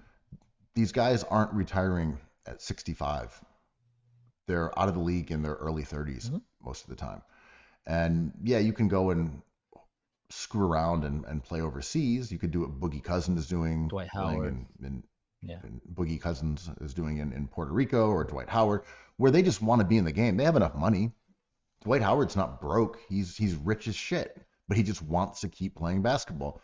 And I'm sure there's a kernel of hope, like my optimism for Donald Trump's magnanimity, that they will make it back into the NBA. That Dwight Howard will make it back. Oh, he's trying. Or it's just to be around the game, like Marbury, whatever. So I think sometimes we forget how young these guys are The when they're unction. out of the league. Yeah. When it's like, all right, you're 35, you're rinsed, career's over, you're a dub. Like, yeah, but I'm 35, man. Like Yeah. I'm still good at basketball. I want to be around it. I've been in a locker room with the lads since I was 14 years old. My entire life is based on this sport, this culture. So I'm just going to go home? Like, I'm going to sell cars? Like, please just let me coach. Let me be an announcer. Let me on the coaching staff. You won't? All right. How about if I just come to every game? Yeah. Can I do that? Okay. You can sit there. For sure. And I'm in. you know no other life, right? Like we have friends who are on the road for their job, whether they're musicians or photographers, and like their work will kind of mellow out, and they'll be like, "I don't know what home is. Home is an airplane, you know. Home is not like a bedroom and a cup of tea." And these guys just are on the road constantly and have to sell their homes and visit their second and third and fourth families in Atlanta. And like it's hard to leave that culture when you're a young man, to your point. um, I always find it fascinating when these guys do. Steve Nash, where is he? He's around, like he still like supports young players. Phil Jackson, I don't want to kill him like Danny Ainge, but there's gonna be a day soon where it's like, hey, Phil Jackson, we haven't heard from him in a while. Here we go. The Quo He's curse. fucking R.I.P. Phil dead. Jackson. He's fucking dead. But you know, like, Another NBA legend felled by the well, Quo curse. well, I'm curious about how many flowers we gave him while he was in his prime, which is great. But like, Phil? yeah, I mean, people were talking about him as like the GOAT Oh, coach. Phil got more flowers than anybody. Exactly. And I think that's a wonderful thing. I don't like Phil Jackson as a personality, but I definitely respect him as a coach, not as a GM. But he just kind of disappeared after the Knicks thing. There was that Keanu Reeves photo of him in the subway, like riding, not getting mugged, not getting burned. Jesus Christ, that story was crazy. And now it's been a few weeks. But he just kind of is sitting in his cabin, right? Yeah, I don't even know what Phil is up to. But at least Phil is in the age group that would be retiring, right? Totally. I mean, he's no Jerry West. Yeah. Jerry West kept on going. Yeah, I mean, Phil is QB Brown. 70 in his late 60s, whatever it is. He is in the group that's like, hey, this is when you ride off into the sunset. Anyhow. Jay Moore married his ex-fiance. That's crazy. The last point I just wanted to make about Harden before we move on is I think to Jay Moore. Is that we grew tired of those same enemies because they weren't really enemies. Mm-hmm. You know, Harden was an enemy because he drew fouls and he didn't win a title. So it was like, hey, you can roast Harden for his lack of playoff success. You can make fun of him for foul baiting and all these things. And it's like, okay, you're one of the enemies. And Westbrook became an enemy, and Ben Simmons and Joel Embiid is still currently one. Mm-hmm. And it's like, these weren't good enemies. I understand why they were, but like, they weren't great enemies. And I think it's that worm turning, as you described it, is that you're like, well, all right, James Harden was like an absolute beast. Like, what are we doing? Yeah. He's still here leading this Clippers team. He was still good on the Sixers. He's led the league in assists. We thought he was going to ruin playoffs. basketball, but we've never seen someone like him since. Like, oh, actually, he's really awesome. Okay, I guess he's not an enemy. And like, wait, Russ is doing cool stuff with Jokic now? Like, he's playing the five, and he's jamming and dunking. Like, okay, we need some new enemies. How about Paul George? What Podcast P? Yeah. Can we get with him? Is he an enemy now? I'm like, the NBA may need better villains because the enemies are now just guys who aren't playing that well or don't win a title, and that's not a good way to pick a villain. Like, who's virtuous? The winner. Who's bad? The loser. Not fun enough. Yeah, I mean, bring back the bad guy winner. We need the bad guy winner. It can't just be the winners and losers are how we base the heroes and villains. We need heroes who lose and villains who win. I mean, Jason Tatum, SGA now getting hate. Biden and Trump are heroic Joe. Yeah. You have faith in one of those guys, and it's the effect. We joke about the BMM, but these are like the writers of the things we talk about, the songs we sing, right? So I think some of the the change in attitude and words for James Harden kind of has to happen if we're going to support Jason Tatum. If Jason Tatum is going to be an upper in a conversation above his basketball actual skills, then we have to talk about James Harden being a great player, because that is, everyone says it's Kobe, but it's Harden that who he wants to be. And we have to lay off the foul shooting criticism for SGA, because in Tatum's best year, he averaged, I believe, like 8.4 as opposed to 8 SGA this year. Like, Tatum is that foul baiter and he wants those calls. So it is to build new stories that we have to prop up old ones. But I like this idea that you mentioned of like, these are the wrong villains. Not to joke about Trump too much, but like, I think the villainy is a tough sell because of the borderless NBA we're kind of living in. And I'm not talking about countries and foreign players. I'm talking about video games. And we glob on to these players as these fantasy roster fill-ins. You know, it's like, well, I need a forward. It's like, I like Paul George, you know, put him in there. And I think what Jordan originalists deep down want to talk about is this like David Lynch conversation we were having before. And that is one about not only missing our youth, but missing the way we talked about stuff. It's just like, if you're into just the best players on your fantasy gambling team or your 2K squad, then there's fewer stories for us to talk about. Then you're just talking about the DJ, the medium. You're not talking about the song anymore. I think there is the player mobility, player empowerment era has made the players more the subject of ire versus the teams themselves, because they're bouncing around. It's not like the Celtics are kind of unique in that way. People just don't like the Celtics. That's easy. Other people may not like the Lakers or whatever, but they may not like LeBron and they may not like Harden.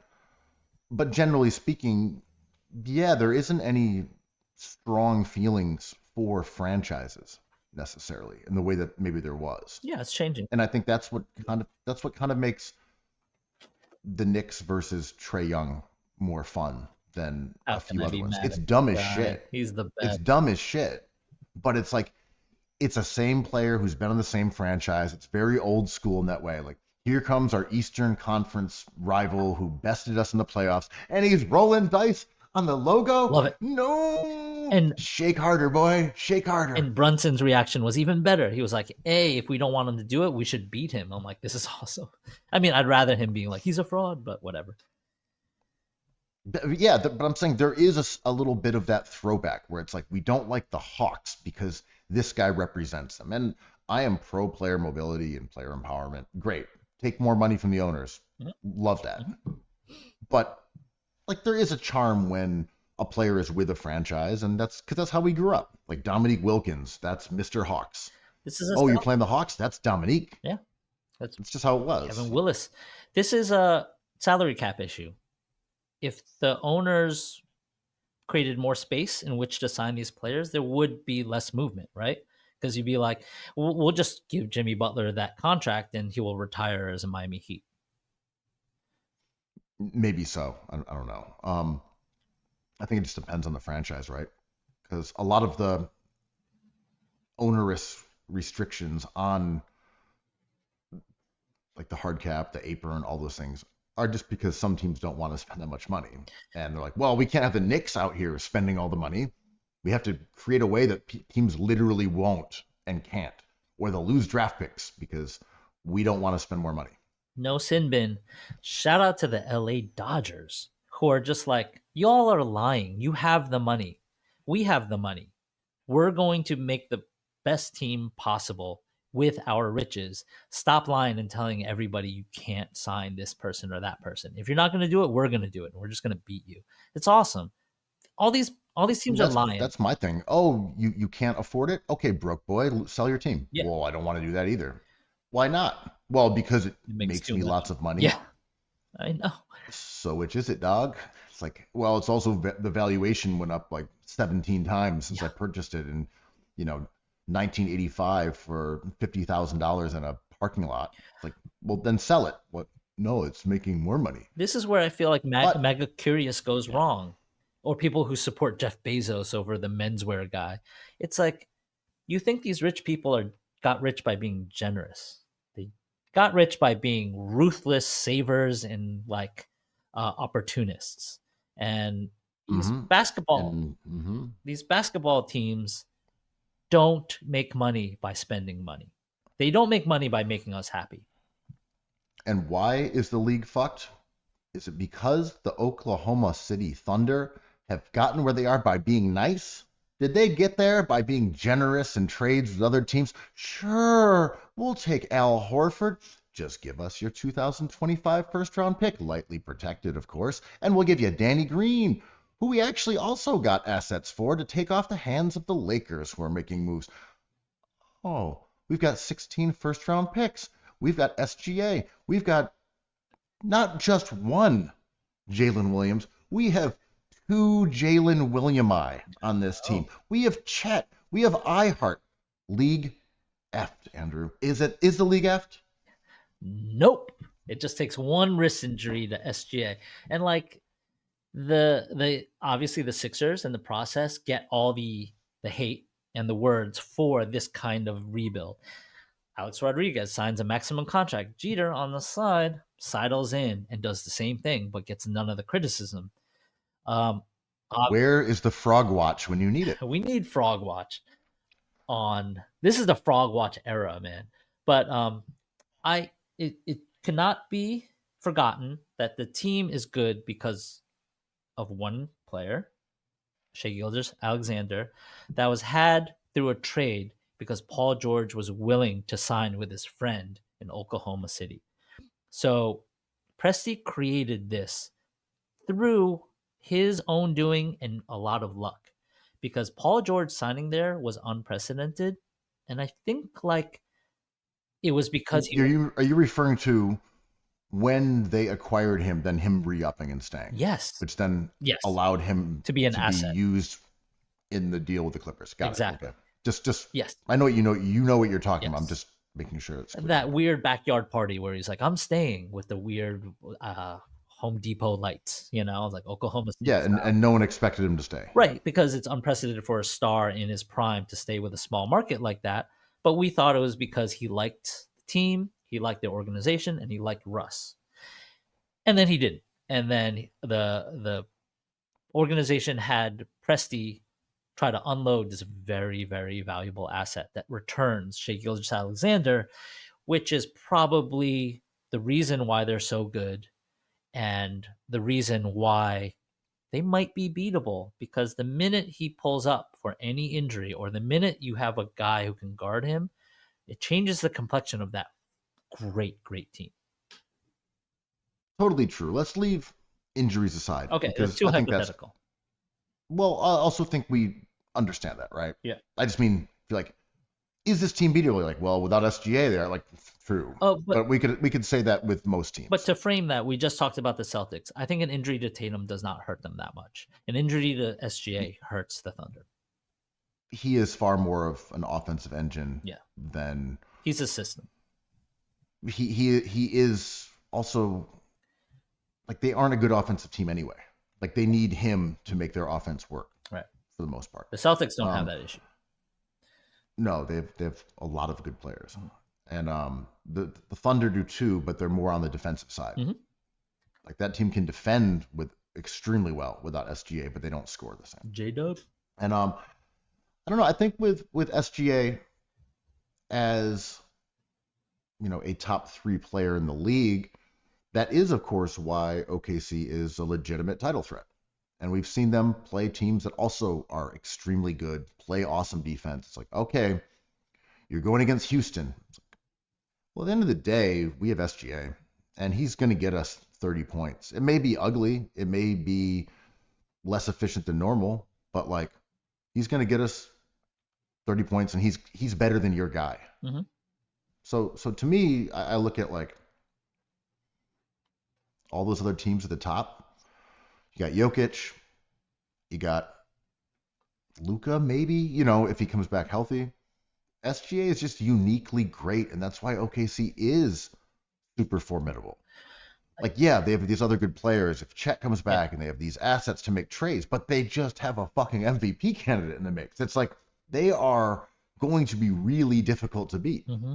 I mean, it's the poison you have picked because you're obviously thrilled at the player SGA has turned into, but it is a Joel Embiid situation. It is a Jokic situation. Like the Knicks are, I think, out of the championship discussion as of late. They've fallen to the middle of the pack. And Cat has been kind of hurt, but they can still rattle off some effective games without one of their players, I think. Yeah, you count your blessings if you develop an SGA, but there is always a risk there. And I think when they went on the run and like kind of spanked really good teams, the Cavs, which was a blowout on national television or TNT, and people were like, well, what's the point? They're unbeatable. I'm like, they're so beatable. They're very beatable. They're the best team in the NBA, but like, yeah, just continue on with everyone's plan and see where the matchups lie and see what kind of fight style wise you have against that team in a 7-game series. I'm trying to think of other teams that earned that why bother sort of mystique. Warriors. Right? And the Warriors with KD for sure. Mm-hmm. Like that was the immediate one that jumped to mind. The Heatles, a bit. Mm-hmm. Mm-hmm. They didn't win like 5 titles in a row, but they were really, really good. And they had that thing like, why are we doing this? We're just gonna run into LeBron and Wade and Bosh. Shame Battier, especially after they got guys like Battier, yeah, and like that roster made more sense. They felt like that. Well, like LeBron individually just ran the East with an iron fist for like 15 years. It's like, well, you're not going to the finals. LeBron is. Yeah. Like, all right. Yeah. Fair enough. But OKC certainly looks like they could be that team. But then again, the Celtics did too at the beginning of the year. So exactly. I think the age curve is what makes OKC like very worrisome to people looking for parity. Like, well, they haven't even done it yet. They're ahead of where they're supposed to be. And it's like, well, maybe not though, because as I said, this is based on SGA. Mm-hmm. And he's in his prime right now. Yep. He's not a 21-year-old. They have good 21-year-olds on that team, which is going to give them longevity that even a well-built Sixers team just could not have because they have guys who are 30 some years old. Yeah. But the fact that the Thunder can add someone like Cam Johnson, Cam Johnson with a couple draft picks, they could add Giannis if they wanted to down the line. They could add whoever they want because of this trove of picks. Is like, well, this is going to be an issue. Like until they pay Chet, right? The league might actually be fucked. But when is Chet up for his max? Like in 2 years? Still got 2 years. That goes by fast, man. But yeah, that is the most formidable team build I have seen since the Warriors, which really fell apart fast. And we see teams, the Sixers, fall apart so quickly. The Nets, that I'm like, Oklahoma City is not invincible to that. But they haven't won anything yet. Exactly. They look amazing. Chet, I think, as a healthy player, I've always said he's like top 10 to me. Like Wemby gets all the attention, but Chet is sick and doesn't have the usage, but him and SGA are awesome. And I think J-Dub is already a top 10 player. I don't put him that high, but I think he's great. Borderline. I mean, it's arguably. He's better than Brunson. He actually reminds me a lot of Paul George in some ways. Mm-hmm. Their numbers actually this year are weirdly similar. I just brought that up because I was sort of defending Paul George. Like, when he's been out there with Embiid, he's sucked as the third option. But outside of that, he's not necessarily washed. He's just aging, but his numbers are really similar to J Dub, which I thought was interesting Yeah. because J Dub, as you said, is viewed as like this incredible young up and coming player, which he is. But Paul George is still pretty good. He isn't completely rinsed. He's just not as good as he was. But all that to say, the fact that they could just go and say, "We'll take Cam. Mm. Yeah, here's 2 picks and here's some contracts. Maybe you get one pretty good young guy out of it, like Wiggins, or you get an Isaiah Joe, whatever. We'll give you a decent player and then some money to make the contract work. And now we have Cam Johnson out here for the next 3 years, making 20, 22 a year. Don't you think they should go for a big? I mean, Chet and Hartenstein are awesome, but they're currently hurt. And if I had an open, like if I had all these assets that Presti does, you have Caruso just kind of waiting for his turn in case someone gets hurt. He is a top 10 defender. I don't know if would Cam be kind of redundant where you might need like a top 50 center just in case these guys, the two of them, aren't right in the playoffs. I mean, that's They're not healthy a now. genuine concern. J Dub is playing center. I mean, the thing is, like, you can sort of get any big body. I don't mean Andre Drummond, like someone playable. Well, Nick Richards just went, so like that takes one off the board, right? If you're trying to win a chip, you don't want to add like Mo Bamba. You want to add somebody who can actually like help you, and that would be Valanciunas or Vooch or someone like that. Yeah, I don't think those guys are necessarily worth it, only because They're expensive. if Chet, they're expensive, they make a lot of money, and Chet and iHeart are going to be getting all the minutes. You won't actually need to play them. It's hard to invest that heavily. Jalen Smith, third string someone center. like that. I like. Yeah, I mean Nick Richards. I'm saying Nick Richards would have fit the bill for that type of thing. Like a playable third string guy would be good. 21 and 11 yes, last it would, night. Like he. I mean, it would be a problem, right? If they got into the playoffs and like Chet goes down and they're like, okay, so now we're back playing small ball again, and you're like all this machinations to get us here. All these wet. Like a John Collins would be good on that team too, in that same way. Like you can use him at the 4, you can throw him at the 5 if you needed to. He's kind of small for a 5, but like sure. But now they have to play the Suns with he's better Richards, than right? Yeah. But also I'm saying going forward, like Cam Johnson on a affordable contract. I don't know if people understand how good he's been this year. I don't want to break out all my Cam Johnson rookie cards that I've been buying since he got traded to the Nets, but like he's good. His role increased this year, and he's become a very statistically great player because his usage has spiked. Are you going to bench? Do you know what his like scoring efficiency is? It's awesome. It's awesome, right? He's a star. Like, what do you just like? I'm not like challenging your wisdom here. His Like true shooting is it 650? Yeah, it's like 660 or something like that. It's crazy. But he's it's not like a Curry-esque. But he's not a 650 nuts. guy, right? Like when Mikal Bridges had that usage in Brooklyn for half a season, different than he actually was. He goes on to the Thunder. We know who Cam Johnson is. He's not a star player. If he's your star player, you have problems like Brooklyn does. Are you benching Lou Dort for him? Lou Dort's been a really good wing player for the Thunder. Like, where do you play him? Yeah, I agree. No, I agree. I mean, I do not think that he is as good as he's been in Brooklyn because he's never been this good for any stage of his career.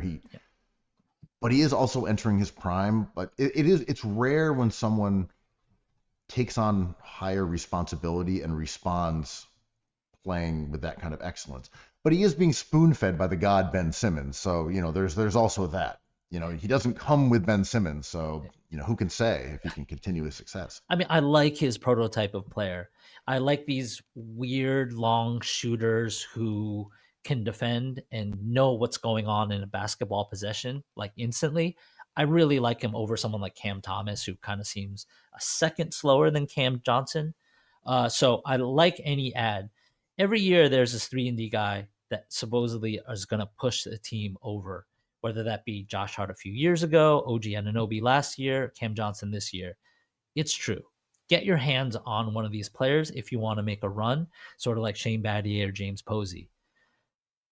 But the Thunder already have all that, right? Like Caruso can't even get in the game. Yeah, I mean, my issue with OKC is I don't know that their offense is phenomenal. But it's very good. And when Chet comes back and allows them to play 5 out, it'll probably go back to phenomenal. Yeah. But don't you want a center and another genius playmaker if they're out there, or just a playmaker, ball handler?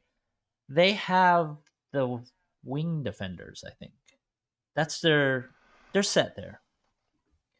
They're set with wing defenders, but I mean, Cam's shooting would be helpful. Always. A shooter Then is again, always helpful. And I thought when the Nets announced that Cam's price tag would be 2 first-rounders, people were like, "That's way too much." I was like, "What are you talking about? You get him for 2.5 years. That 2 first-rounders is easy for that." It depends on where they are. 2 late first rounders, done. Well, right. It's not the same as if you are a bad team. Right. But if you are, and I'm not saying the Nuggets, but I'm saying if you're a team like the Nuggets, Yeah. who is likely to be good for a while, then the Nets are going to be like, all right, we want 2029 and 2030, please. Yeah. And you might have to give up that kind of pick. Yeah, totally. But And we'll see. I mean, look, right. I just mean, like, we know who the sellers are here, and it's like the Nets, and it's the Jazz, and it's the Wizards, The Bulls. and Maybe the would Bulls. you say the Bulls? Maybe. Vooch, I heard. Maybe. Lonzo Ball. Like, I think the Thunder should get Lonzo Ball. He'd be awesome on that team. I Totally like that awesome. too. Give Shea some breaks. Lonzo, I'm so grateful that he looks kind of getting healthier, right? I thought he was cooked. I don't want to glaze the balls, but what? This is words? We're talking basketball. But I'm really happy his type of player is back in the league because it's fun. He can see the court. He's weird. I like it. You know what else I'm grateful for, Andrew? The blazon of balls. All right, you're on Frog Watch. It's over. Frog Watch. You're officially on Ribbit. Frog Watch. Ribbit. Cookies. Cookies. I love cookies. I love cookies. I love cookies. I love cookies.